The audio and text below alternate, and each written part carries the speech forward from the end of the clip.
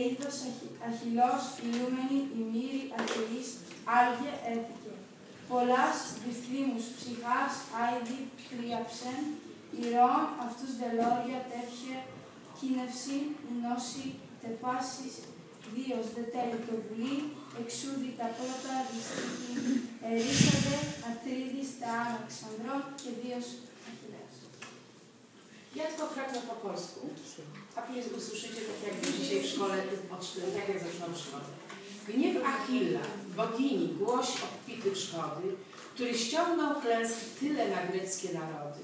Mnóstwo dusz mężnych wcześniej wtrącił do Erebu, a na pastwę dał sępom i psom bez pogrzebu, walające się trupy rycerskie wśród pola. Tak Zeusa wielkiego spełniła się wola. Odtąd, gdy się zjątrzyli sporem niebezpiecznym, Agamemnon, król mężów, z Achillem walczył.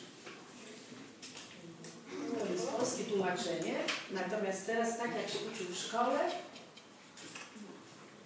Ψάρε Θεά των τρομερών θυμών του Αχιλλέως, πως έγινε στους Αχαιούς αρχή πολλών δακρύων, που ανδράδαγες ροβόλησε πολλές ψυχές στον Άδη, ηρώων και έδωκε αυτούς αρπάγματα των σκύλων και των ορνέων και η βουλή γενόταν του Κρονίδη.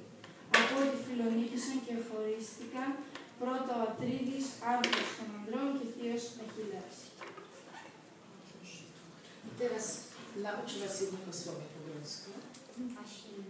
Nie, powiedzcie Ewcharisto. Czyli? Co to ma? Dziękuję. Jeszcze raz Ewcharisto.